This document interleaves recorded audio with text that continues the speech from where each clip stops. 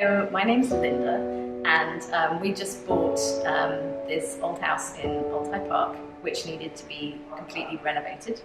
We bought it 6 months ago, and in that time we've basically taken it down to studs and rebuilt it. And as part of that, one of the things we wanted to do was to get the windows fixed, because the windows were all painted shut, so they wouldn't open at all, and there was quite a lot of rot in them.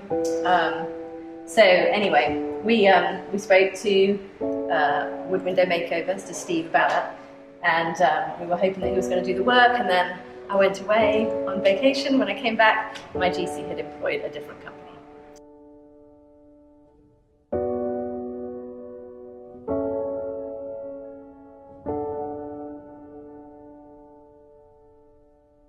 So the new company that he'd employed basically did kind of a number on our windows. There's lots and lots of problems with the way that they renovated them. So there was a few kind of crazy things, like the fact that we had asked for them to open, but we hadn't asked for them to close. So they all opened, but none of them closed properly. So anyway, fast forward, I was very unhappy.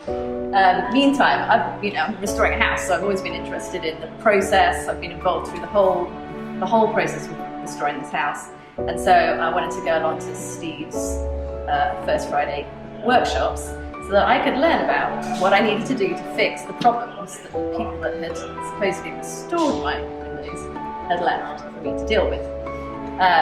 So I went to one of the workshops that Steve ran, and it was just the best day, honestly. He's so generous with his time, really fascinating. I took my son, my 12-year-old son, with me. He absolutely loved it, he adored it. And now he wants to go into the window business.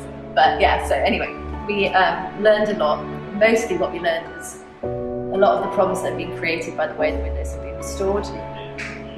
Steve was kind enough to come along and take a look at the house, the windows as they were, and be able to, point out some things that we could do to fix it.